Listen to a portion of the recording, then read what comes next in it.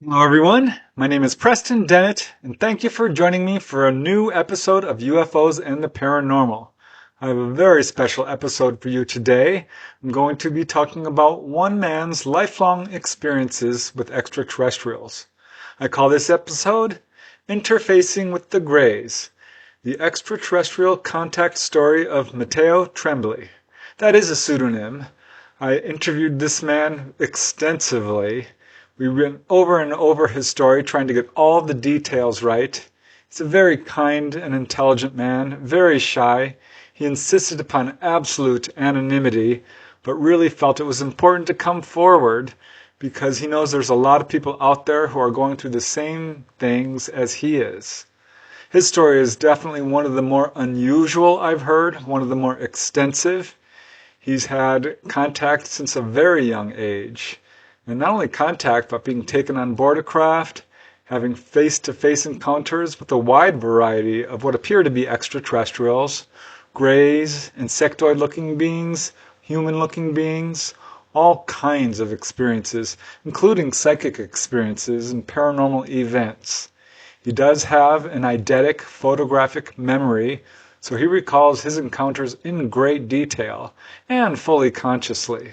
So that alone, I think, makes his case super important.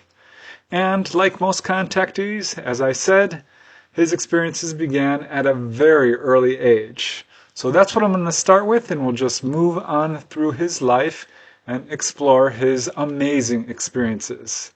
I did present his experiences in my book, Humanoids in High Strangeness. It's quite a long chapter, so I'm going to summarize it quite a bit here, but I think you'll find it pretty interesting. I'm going to start with the first encounter. It was 1970, and Mateo was only 4 years old.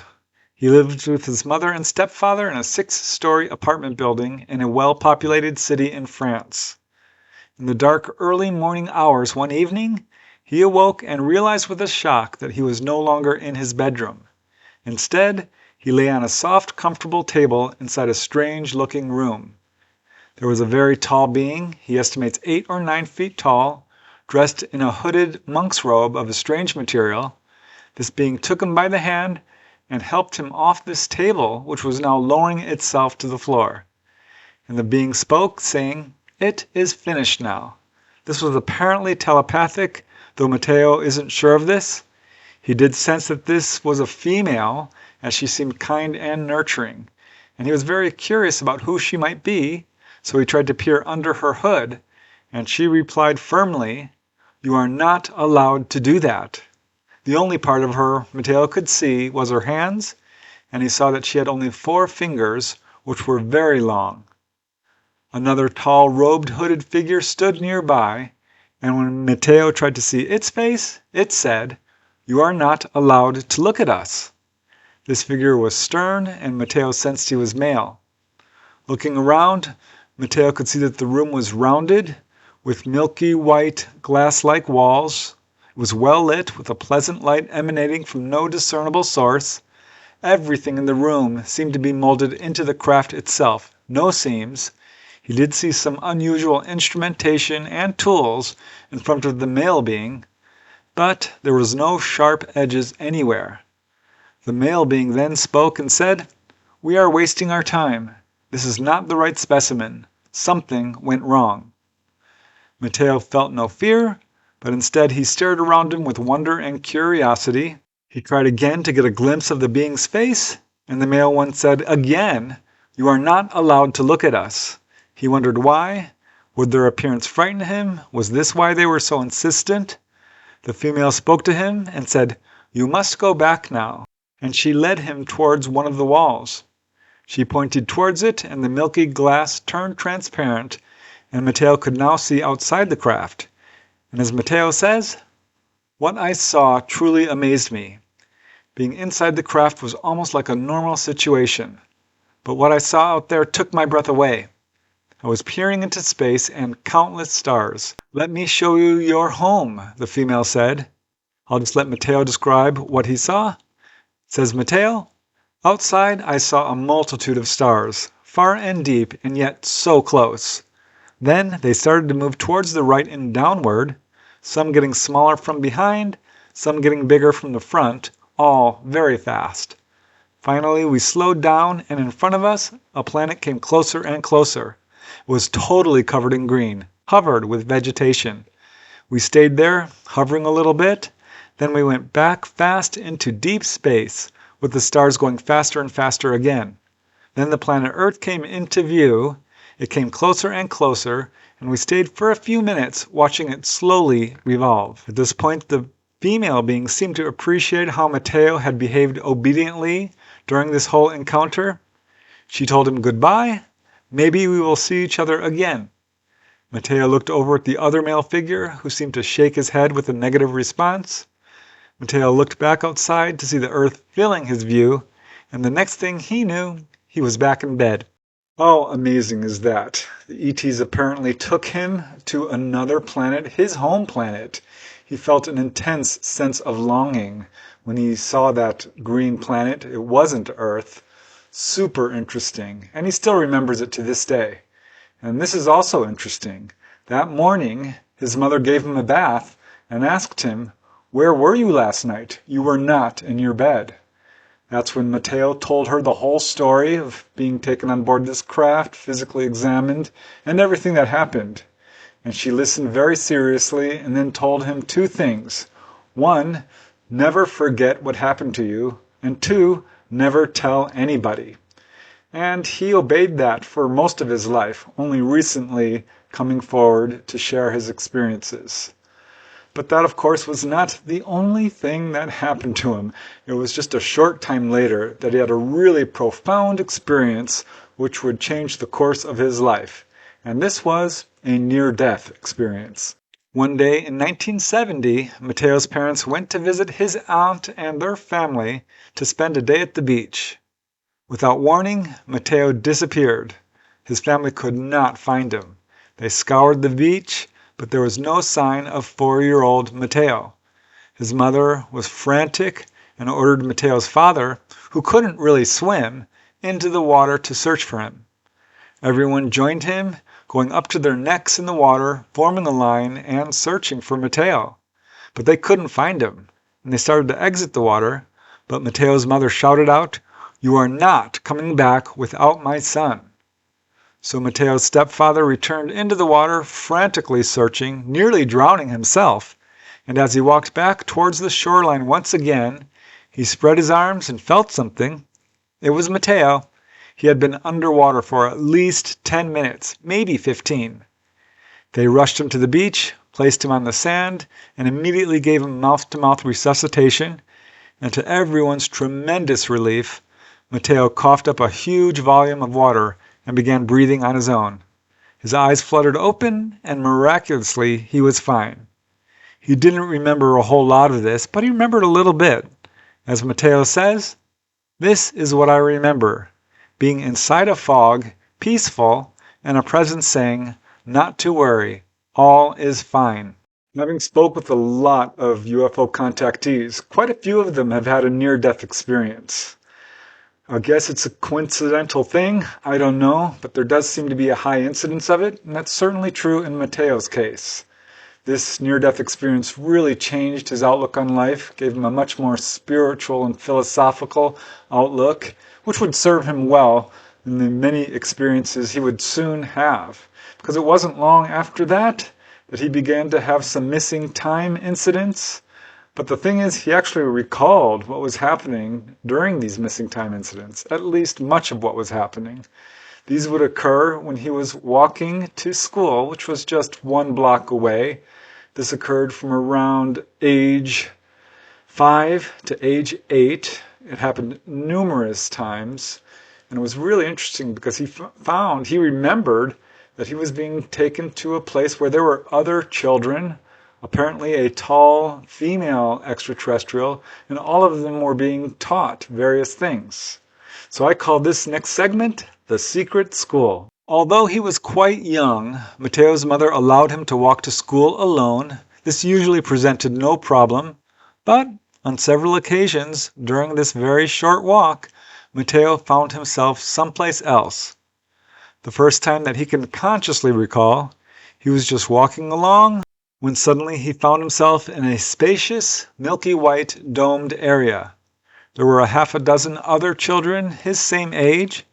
They were all sitting down, docile and quiet, at the foot of a large, unusual-looking tree filled with leaves. The floor itself seemed somehow synthetic, and the whole area seemed somewhat familiar to him, and he wondered if he'd been there before.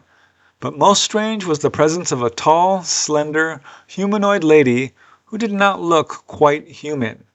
She had large, dark, very unusual eyes, long black hair. She wore a long gown. She radiated authority and wisdom, but she was also very stern and unemotional, and very peaceful. Says Mateo, she looked straight at you, and deep. She would then talk to you through the eyes, with pictures, with some shapes and shades of feelings. I know it sounds strange, but I guess it could be some sort of telepathy. It was quite hypnotic, and her leads and commands were undeniable. Her eyes were very wide and large and intense, and very deep, deep dark blue. I guess you could say she was pretty in a strange way, very unusual, yet the whole package was far from being repulsive or threatening. She was somber, coldish, yet meant no harm, far from it. All in all, it was fairly peaceful, but also with a sense of subjugation or close supervision. We were allowed to move around, but not much.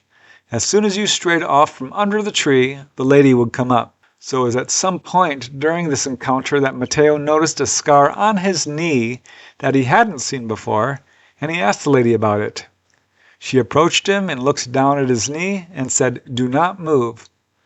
Mateo, now standing, found himself paralyzed. The woman held a small device in her hand and held it up to his knee. Mateo watched as this scar opened. As he says, it was like the whole skin parted from above the very top of the knee and opened up, like you would open a book, but sideways. I saw my knee bone and cartilage and a slice of tissue with just a little bleeding. She seemed to check something or put something in my knee. She told Mateo at this point, "Be careful with this." Mateo wasn't sure exactly what she meant. She seemed more concerned about the thing in his knee than in Mateo's feelings about all this. But at this point, she used the device to close his wound, very much like a zipper. As Mateo says, she did that without any words or feeling, silent and precise. The whole incident of fixing the wound was very fast, 3 to 5 seconds. The next thing Mateo knew, he was back on the sidewalk heading to school. Upon arrival at the school, the headmistress complained that Mateo was 3 hours late. And this was not the first time. In fact, Mateo remembered that he experienced missing time during this age on at least 4 other separate occasions. His mom asked him about it, and Mateo told her that all he could remember was walking to school, but sometimes he would find himself somewhere else in this strange room. On one occasion, he remembered finding himself in that same domed location, and the same woman lay her hand on his body where there was a thin incision, maybe 6 inches in length, which she would open and or close. He never felt any pain, nor did he ever see any furniture or details of any kind in this strange room. Around age 8, these experiences stopped, or he didn't remember them anymore, but other strange, unexplained things continued to occur. Very, very strange. These episodes eventually ended, but it certainly wasn't the end of Mateo's experiences. Following these events, he did notice a few things. He would sometimes wake up with marks or scars, healed up scars on his body. He found a patch on his head where he was completely bald. That hadn't been there before, and it remains that way to this day. In fact, there were enough marks on his body that at one point, his parents were brought in for questioning about child abuse. They denied it, so did Mateo. He says his parents were very friendly, very kind, very nurturing. And of course, his parents were found innocent, but it was more evidence that something very unusual was happening to Mateo. He also began to exhibit a wide variety of psychic abilities, often predicting things that would happen. For example, he had an out-of-body experience where he saw this car accident very vividly. 3 days later, it happened. Other times he would just shout out advanced knowledge far beyond his years. This really concerned his mother, and she started to forbid him from watching anything to do with science fiction or aliens. So that added a little bit more stress to Mateo's life. But of course, his experiences continued. Throughout his teenage years, not a whole lot happened. He grew up, he did very, very well in school. He went to college and studied numerous disciplines. He got a degree in psychology. He studied a lot of scientific disciplines. He really wanted to understand what was happening to him. A very, very intelligent man. He met a girl, he got married, he had a child, and things were going great. And that's when his experiences started again, beginning with an encounter with the Greys. So I call this next segment, The Arrival of the Greys. It was August 8, 1988, and Mateo, now 22 years old and living with his wife in Auckland, New Zealand, decided to stay up late and watch television. Around 2 a.m., without warning, the room suddenly filled with a foggy white light and an eerie silence settled over the environment. Seconds later, the television filled with static, and Mateo realized that he was totally paralyzed, except for his eyes. He sensed that 3 figures or beings entered the room, and they began to walk down the hallway towards his wife. At this point he felt a rush of emotions: awe, confusion, fear. Realizing that these beings were not coming for him and that they meant no harm, his fear lessened. But at the same time, he felt a powerful urge to protect his family, and he tried vigorously to break free from the paralysis. And this is when he received a telepathic message from the ETs. They told him, "What you feel is not necessarily what you see. What you see is not necessarily what is perceived. What you perceive is definitely not what you think this is." So this strange message caused Mateo's fear to evaporate, and at that moment, the room filled with a loud noise, quote, like a freight train. The whole room brightened and dimmed back to normal, and slowly, Mateo found himself able to move again. As he prepared to jump up and check on the others, a voice said, "Do not worry. All is fine." Now, completely out of character, Mateo obeyed and went straight to bed. The next morning he learned that a tornado had struck his neighborhood only a few streets away. It left a swath of destruction about 3 kilometers long. And he wondered, was this the strange noise he had heard earlier that night? Had the ETs come because of the tornado? Mateo had no answers. But as he says, "I did not see this experience as positive. A home invasion and taking control of your movement is not nice." But even more disturbing to Mateo was that other members of his family were now reporting visitations. It was bad enough that he had to deal with the fear and uncertainty, the scorn and disbelief, the ridicule and isolation of having contact, but for it to happen to members of his own family was crossing a line for him. Mateo does not consider himself as having any artistic ability, but he felt the impulse to grab some Play-Doh, and he sculpted a true-to-life image of a Grey's head. Pleased with its accuracy, he showed it to the others, all of whom became frightened and demanded that he get rid of it, which he did. This encounter ended up having a huge impact, not only on Mateo, but on his entire family. In fact, it caused quite a bit of tension between he and his wife, and they became separated and soon after that divorced. This was a very difficult time for Mateo. He decided that he was going to leave France and move to a remote area of New Zealand. So he quit his job, left all his friends, left his whole life behind, and moved to this remote area in New Zealand. And here he met a very interesting lady who was a contactee and a healer. She had formed a little group of people who were trying to reach out and contact the Greys. This sounded very interesting to Mateo. He really wanted to understand his experiences, so he joined this little group. And he started having all kinds of very unusual experiences, including telepathic downloads, with the Greys. So this seemed to be working for him. It involved a lot of meditation and nurturing activities, and this really opened him up. And in fact, he had this one sort of message from the Greys where they said, "This is a time of seeding. The result will be long after you are able to witness. Every step your selected species does has tremendous importance in seemingly insignificant details for you and for the millions of your kind we interact with." Ultimately, he decided to leave this group. He felt like it was just not his path. He got what he could out of it and ended up moving to Auckland. Here he found a new job, a new place to live, and it was not long after this that he had another fully conscious onboard UFO encounter that was truly extraordinary. It was September 1993. Mateo was 27 years old, and one morning he woke up feeling unsettled and anxious, and when afternoon arrived, he started to feel a powerful and uncomfortable sensation of electricity around him.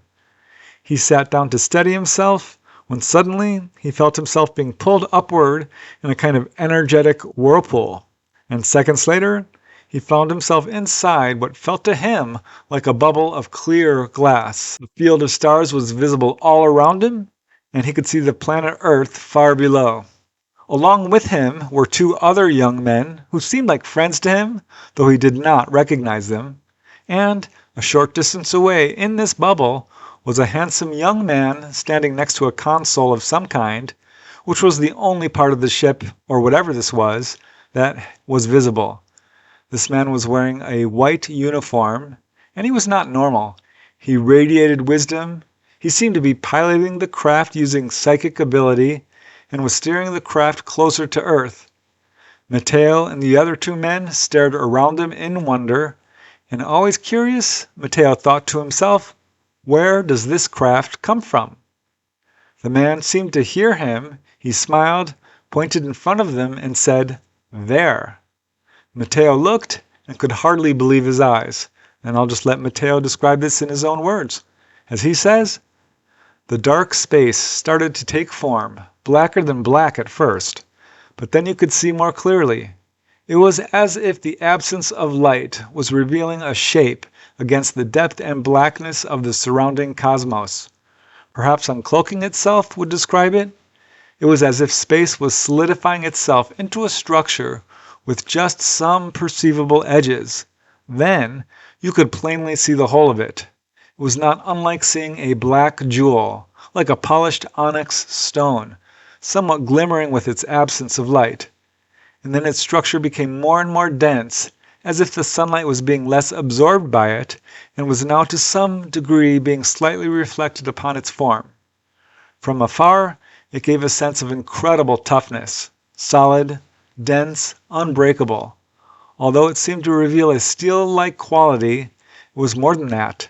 It looked to be a very smooth texture with sharp edges, and it was absolutely massive. So this was a ship of some kind, obviously. Mateo and the others were impressed by its massive size. It was more like a small planetoid than a ship, but it had this very unusual, sleek shape. The human-looking pilot seemed to be subtly amused by the men's awe. He turned to one of the men and offered to let him fly the craft. This man took the controls and began to maneuver the craft towards the mother ship.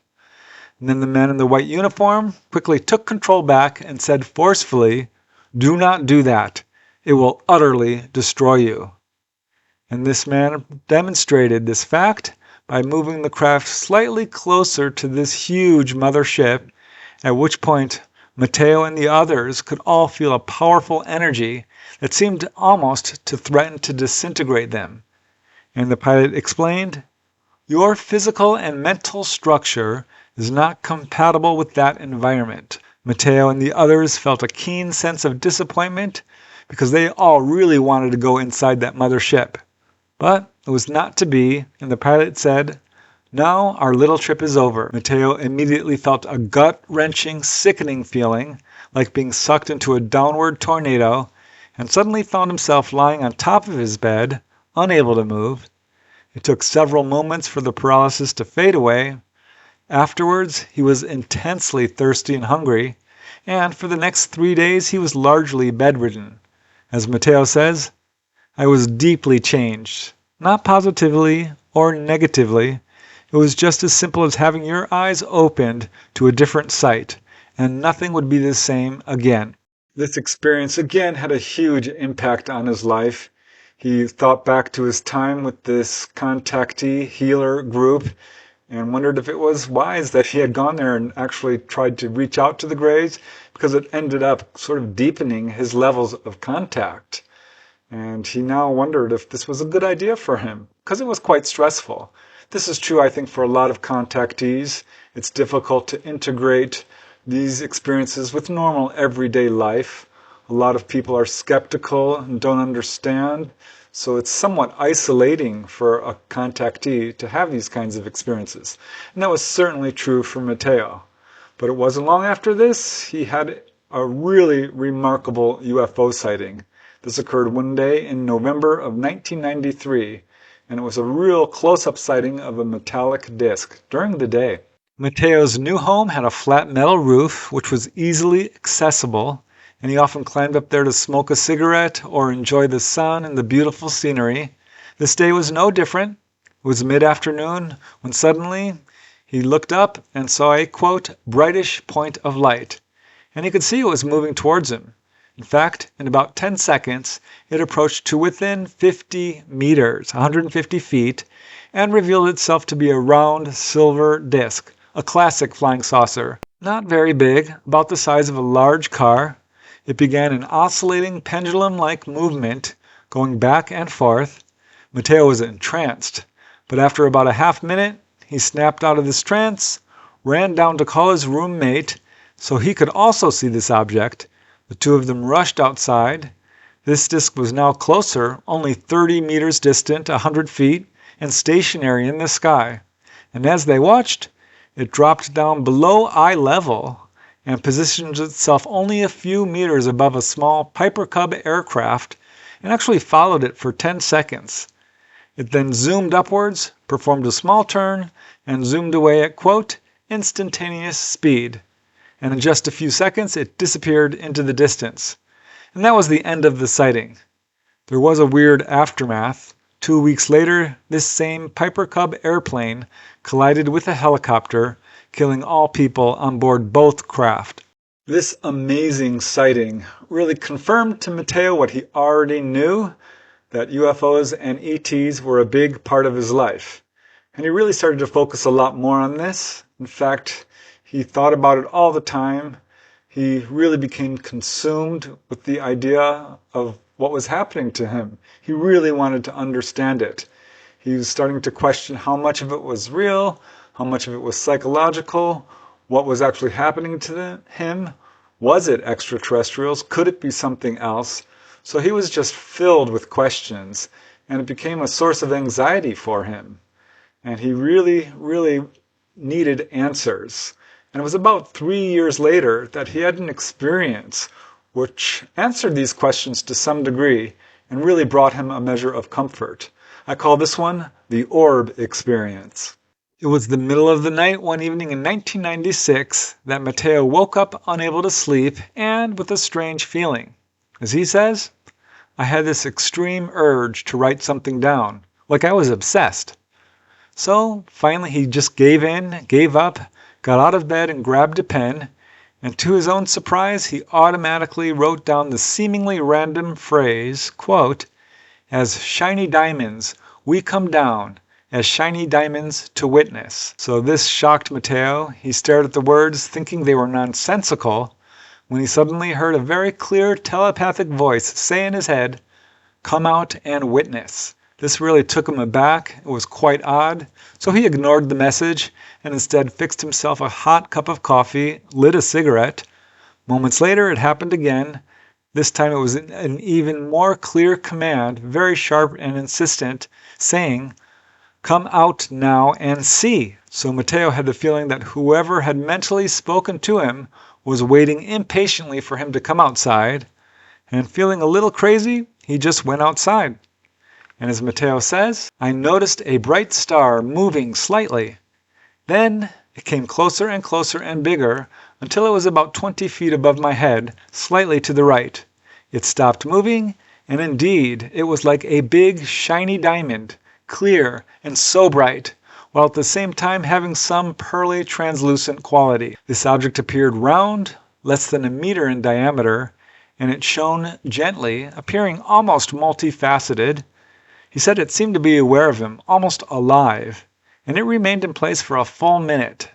Then Mateo heard that familiar voice in his head again, and it said, "Now you know." The object then promptly took off horizontally, slowly at first, then arced upwards at high speed and disappeared among the stars. This sighting and telepathic communication was so intense, so beautiful, that Mateo began to jump for joy. As he says, "I just went mental.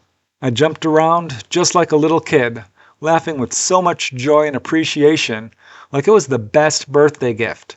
I couldn't help myself but to wave goodbye, frantically laughing almost to the point of tears, asking it to come back. It was so beautiful and deeply personal.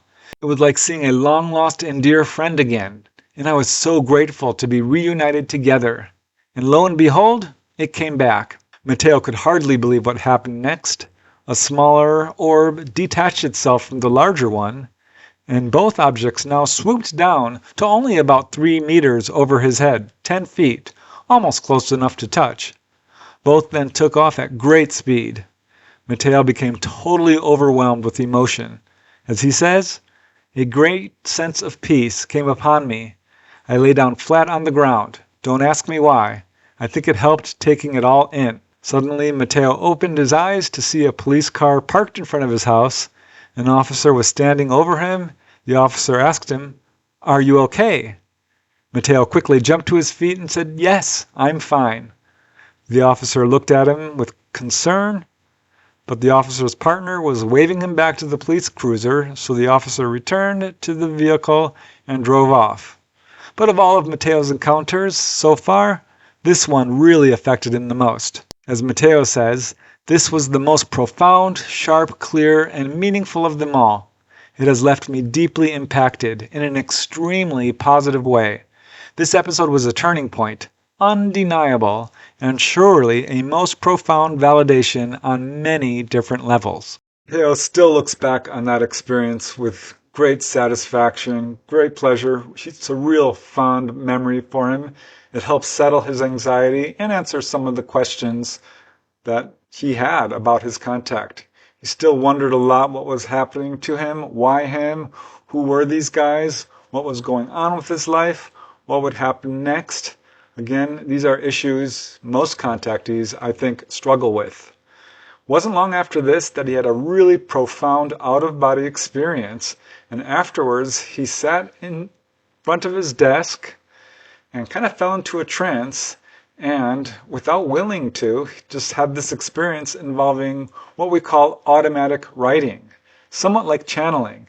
And he had this message come to him that was truly profound. He takes no credit for it.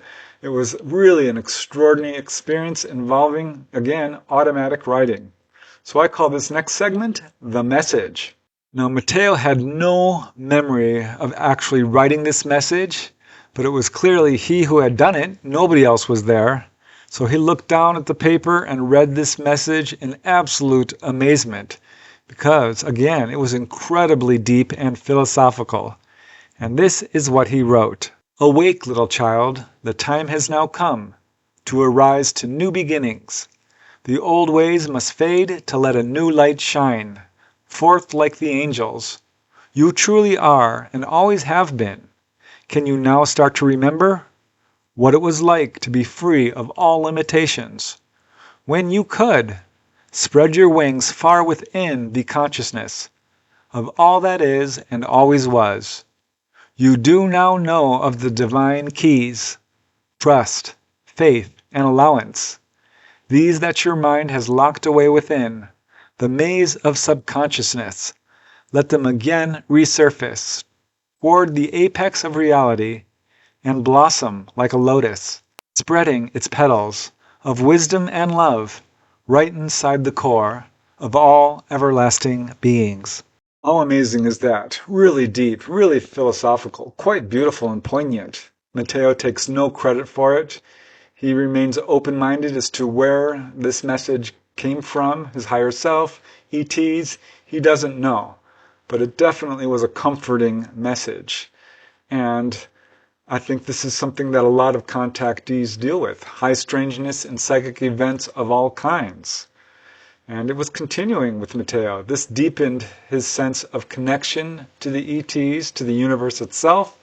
And it wasn't long after this that he, by pure synchronicity, became friends with another contactee. And this is when he started to experience some other truly amazing events involving healing and telepathic communication with the Greys.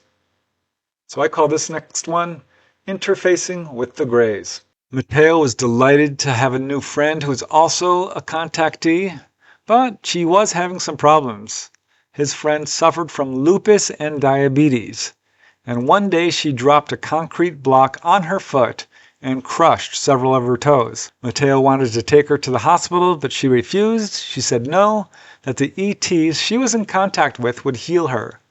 And she sat down, went into a trance, and Mateo couldn't believe his eyes. He watched in amazement as the redness and swelling went away and her toes began to return to normal. This took about an hour. His friend explained that she was in touch with tall whites who healed her, but still her diabetes and lupus remained, and Mateo, feeling his own healing abilities growing, decided to attempt a psychic healing on her. And he did this. To their amazement, her diabetes went into remission, and within 1 month, her lupus cleared up. She went to the doctor, and her doctor was totally amazed. He told her that he only knew of 2 other cases in the entire world like hers. But ever since interfacing with the Greys in that healer's contactee group, Mateo was feeling a growing connection to the Greys. And in fact, he sometimes felt as though a Grey ET was looking through his own eyes. If he thinks of it, he's able to see its image in his mind. As he says, it's a Grey as we define them, whitish, and not that small at all. I do not understand why people find them ugly or scary. So while this Grey is telepathically connected to him and able to view through his eyes, the reverse is also true. As Mateo says, some people might call it telepathy, but I don't like that term. It is way too crude and so unbefitting. It just, quote, allows me to look through its eyes, as merging, but from its side, mild and soft and in no way invasive. The overall impression is, pay attention to this, pay attention to that if you wish to know. It is never judging or condescending, just teaching, advising, and leading, merely showing where to look when I get confused with all that nonsensical UFO stuff out there. So these experiences brought Mateo a whole new awareness of life, the universe, and his connection to all of it. It was really amazing how much it changed his outlook. He also noticed something else. He started to experience a really strong connection to animals, particularly cats and dogs. They would show up out of nowhere and follow him around, asking for food. When he would go to a friend's house, the pets would always jump up on his lap.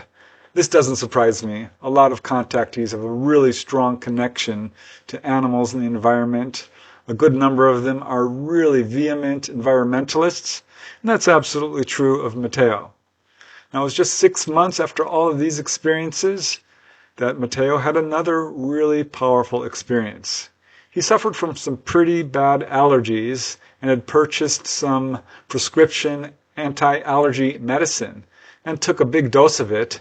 And not really thinking about what he was doing, he consumed some alcohol. And this brought about a powerful allergic reaction, which actually resulted in a second near-death experience. So after taking the anti-allergy medicine and then drinking some alcohol, Mateo felt suddenly very unwell. He lay down in bed and felt himself being ejected from his body and traveling down a tunnel of light, much like people describe in a near-death experience, exactly like that. He felt an incredible sense of peace and found himself in this weird, grayish, foggy area surrounded by what he calls a very strong presence. It had a bright light around the borders, and as Mateo says, it was masculine, all-knowing, an above-archetype being, peaceful yet strong, kind yet decisive, without judgment, yet with purpose. And it said something like, "Thus we meet at your forceful requests. Yet are you sure of the way?" Mateo answered, "Yes." The being said, "Why are you so sure?" Mateo now felt a movement within him, and he watched as this tunnel appeared, which seemed to contain all the events of his entire life, those he had already experienced in the past, and those he had yet to see in the future.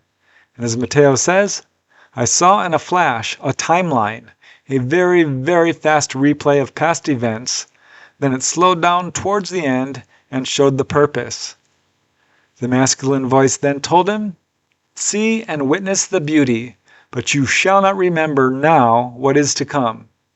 And in gracious awe, Mateo replied, "I understand."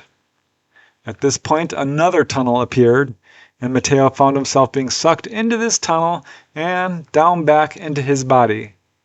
When he woke up, he found himself inside a hospital, and he learned that a friend had reported him missing and actually called the police, who broke down his door and rescued him. He later spoke with the man who had revived him, and this man said, "I was so happy to save you, but you looked at me with unforgiving dark eyes and said, 'How dare you interrupt?'" Now Mateo had no memory of saying this. He's not sure if the entire experience was a drug and alcohol-induced hallucination or an actual near-death experience, but after hearing about other people's NDEs and seeing all the similarities, he leans towards this explanation. In 1998, Mateo moved to Adelaide, Australia. He had never read about UFOs. He didn't feel the need. He was already having these experiences. Why did he need to read about them? This is sort of a reaction a lot of contactees have. They stay away from this subject. But he became curious and finally decided to pick up a couple of books on this subject, including Timothy Good's book, Above Top Secret, and Whitley Strieber's book, Communion, and a few others.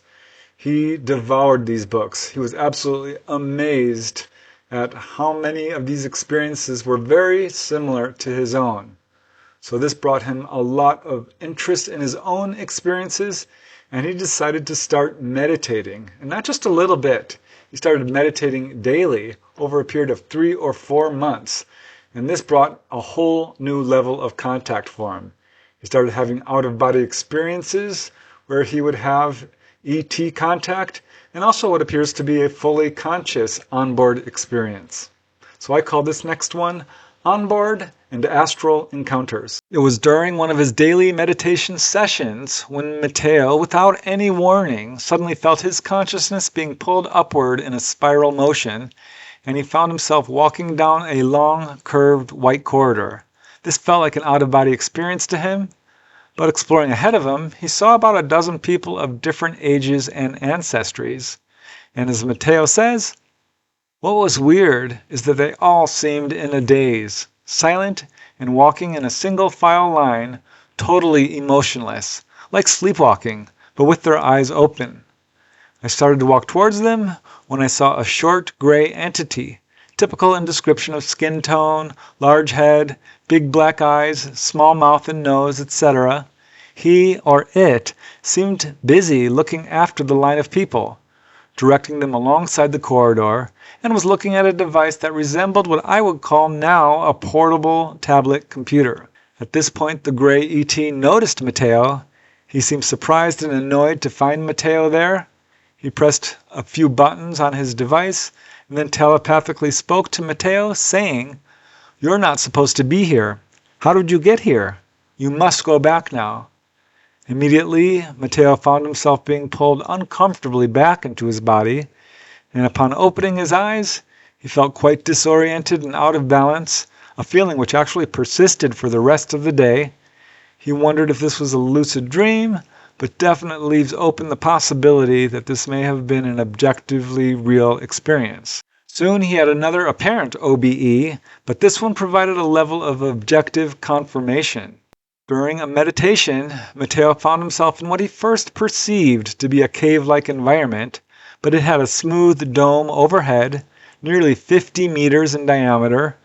The floor was metallic in appearance, and the walls seemed to emit light.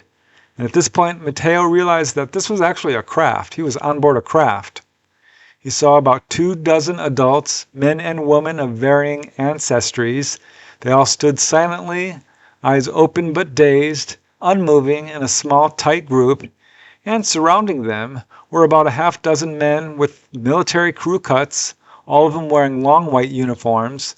These guys were awake, and while they looked human, Mateo felt that they were, quote, just a bit weird somehow. Now, after speaking softly among themselves, one of these men approached Mateo and said, "Let me show you what happens, as you have asked." Now, Mateo doesn't remember asking, but at this point he looked to the far side of this domed room and saw 3 to 5 skinny beings, ETs, with oversized triangular-shaped craniums, facing what looked like a console against one of the walls. Mateo was told firmly to look away. He felt it was somewhat aggressive, but not nefarious, but not nice at all. In the center of the room, there were 3 hospital-type beds. Each was occupied by a person. Each was being attended to by one of the men in white uniforms. They appeared to be conducting some type of surgical procedure. And one of these men approached Mateo and said, "Let me show you how the procedure is done." And as Mateo says, "I saw a multicolored thin metal or glass tube being applied to the lower body of the person lying on the closest bed, about 3 to 5 centimeters above from the skin upper pelvic area." The man told him, "Now you can do it. You know what has to be done." So this man began to telepathically instruct Mateo how to conduct this procedure on one of the patients. But when Mateo expressed some hesitancy during this procedure, the man seemed amused and said, "This is not the first time." The man proceeded to uncover another one of the patients, revealing a woman whom Mateo immediately recognized as his flatmate. In fact, she opened her eyes and seemed to Mateo to be scared. She seemed confused and upset, and this made Mateo feel uncomfortable, and he said, "This is not right. I don't want to be here anymore." The man again expressed amusement and told him, "Well, you wanted to be here. You can leave anytime you want. You are more of an active participant than you realize." This statement really frightened him. He found it, quote, profoundly disturbing. And in fact, he wanted no part of any of this and made the decision to leave. His next memory was leaving the craft, feeling almost like he was, quote, siphoned down into his room. That morning upon awakening, he was shocked to find a large tree trunk had landed in his backyard. It seemed to have come out of nowhere, was not growing anywhere near his home. He did learn that there was a tornado reported on the news, but this was nowhere near his home. So that was weird. But Mateo was even more amazed when 3 days later, this same flatmate who he had seen lying on one of the tables said that on the very same night as Mateo's experience, she woke up in bed to see a small childlike being with white skin, long white blonde hair, large clear blue eyes, and this figure appeared at the foot of her bed. Another came into the room, and the next thing she knew, she found herself in this weird cave-like environment where she said she actually saw Mateo and other strange people. She was describing the same details as Mateo's experience. Mateo was understandably shocked because there was no way she could know these things unless this experience was objectively real.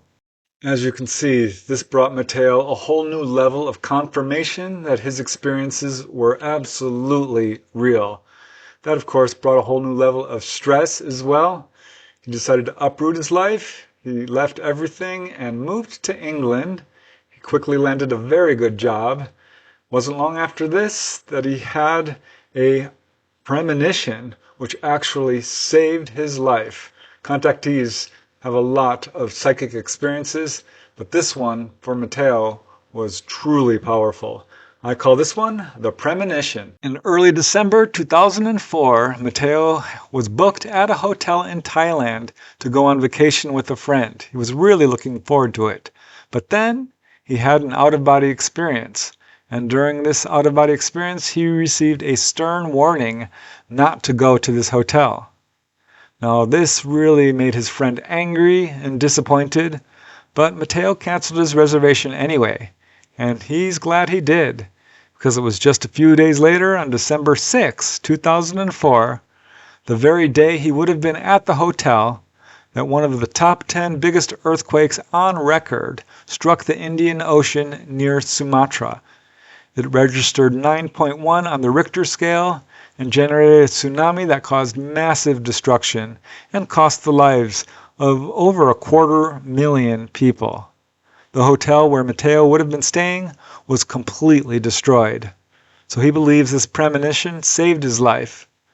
But as the years passed, he said he had kind of allowed his ego to take control, and he began to use his gifts for personal gain. And this was when he felt his personal connection to the Greys become weaker and decrease.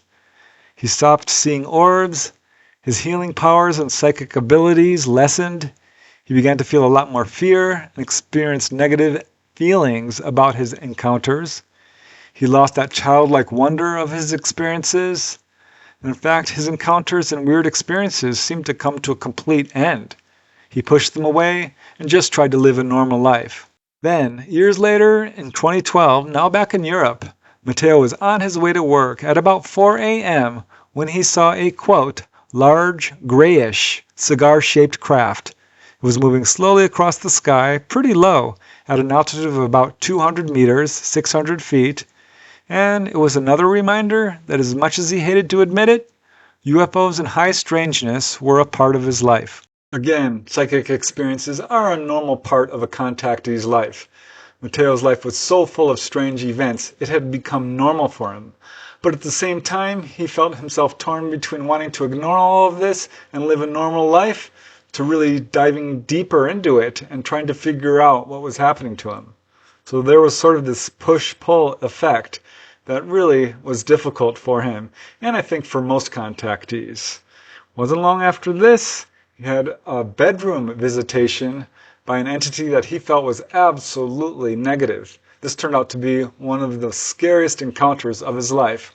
Although, as it turned out, his fear had made him misperceive the experience to some extent, and it turned out to have a really happy ending. Nevertheless, it was an extremely traumatic event. I call this one Bedroom Visitation by an Alien Entity. In September 2021, Mateo's cherished pet cat began to show signs of serious health problems. He took her to the veterinarian and received a devastating diagnosis. His cat was suffering from cancer and kidney failure. The vet suggested immediate surgery. Instead, Mateo decided to first see if he could use his own healing abilities. And 2 weeks later, Mateo had what he calls, quote, the worst episode to have happened. And I'll just let Mateo describe it. As he says, I woke up in the middle of the night and straight away thought that something was wrong. Strange light, unusual night silence. Then this utter fear came upon me. I have never been that scared my entire life. It was visceral and totally overwhelming. Something real bad was in the room, and for the first time I could understand what the term nefarious meant. Although I never truly believed that evil was a real thing, the whole situation stank of it. Then, realization happened almost instantaneously as I woke up. To make matters worse, I was totally paralyzed. I wanted to get away, leave the lost safety of my bed, but I could not. I could only roll my eyes. I could see the walls and the windows, all too real. I was not dreaming. A tall, dark shadow, like cloaked energy, was at the foot of my bed, but hard to see. It started to move towards the head of my bed, and I went wild with nasty fear. Now at this point, Mateo had the sense that he was prey, helpless, being targeted by a predatory entity much more powerful than himself. And this being was not small. Mateo estimates that it was about 7 feet tall, and he got a good look at it. It was thin, insectoid looking, and appeared to be wearing a monk's robe. And as Mateo says, from the cloaked dark figure, an arm extended and grabbed my arm. The pain that ensued was very strange. It felt like it was going through me on an ethereal level, ripping in a slice. I saw a long, skinny arm, dark brown with deep, dark greenish undertones. It had no muscle structure to speak of, more like insectoid. The hand was long and slender with a palm very unlike human structure, as if lacking a muscle tissue with a tough density but mainly constructed of tendons surrounded by a thick leather-type skin. It terminated with 3 or 4 very long and very sharp claw-like fingers. So at this point the pain intensified, anger began to sweep through Mateo, and using all of his willpower, he managed to lift his head and actually bite this figure's arm. And as he says, it felt very old and like a very tough leather structure, perhaps with some scales. My teeth didn't pierce the skin at all, but I still latched on with a mighty bite, as if my life depended on it. When I bit it, above what looked like a wrist somehow, the feel on my teeth was of a tough leather belt. It didn't puncture it at all, but I did latch on for dear life for about 4 or 5 seconds, as it was holding my left arm resting next to my head. This thing, this being, tightened its hold on my arm, and I could feel it going through. It was like knives going through the flesh before you feel the burn of the cut. Somehow this overwhelmed my nervous system, and I let go of the bite, expecting my own arm to be ripped apart. To my great surprise, the being withdrew, slowly retreated, and then vanished. Still scared and confused, I managed to sit up in bed. Now, it was at this point that the weird paralysis mostly dissipated. Mateo checked on his cat, who strangely didn't wake up, which was very unusual for her. Badly shaken, Mateo remained awake the rest of the night. The next day, and in fact for several days after that, he slept in another room with the lights on and the radio playing. That's how bad this scared him. The terror was so pervasive, so all-encompassing, he managed only an hour or 2 of sleep per night. And 2 months later, he was still deeply shaken. Mateo felt a wave of anger sweep over him, and he reached out telepathically to the Greys that he had interfaced with years earlier, and he began to shout and swear, venting his fear and frustration. He let it be known in no uncertain terms how truly disappointed and angry he was about this visitation. And to his amazement, he received an immediate answer, a vivid telepathic download. And the answer was not at all what he expected. The Greys told him that the visitation was actually to check on his cat, and that since Mateo was overprotective of his pet, strong measures were taken to ensure that he wouldn't attack them. Mateo was shocked, and he felt another wave of anger sweep through him. He cursed and shouted again, saying that there was no need to scare him like that the being must have been a complete amateur, and that they better not do anything like that again. But still, the answer did ultimately have a positive effect. Mateo's fear began to go away, his sleeping habits slowly returned to normal, but best of all, his cat made a near full recovery. Despite the fact that this encounter actually had a very benevolent outcome, it left Mateo with a real sense of fear. He had some actual PTSD from this encounter. It was quite upsetting. It really made him step back and stop focusing so much on his encounters. But, as many contactees will tell you, they continue to have experiences throughout their life. And that was absolutely true of Mateo, because it wasn't long after this he started to have more very close-up UFO sightings, and of course started to receive some really profound telepathic messages and downloads from the ETs. So I call this one, The Contacts Continue. One evening around 3 a.m., he was outside his home and saw a round glowing sphere flashing, quote, all sorts of pretty colors. It moved overhead, it was way too low and way too bright to be a satellite. It was definitely not a plane or helicopter.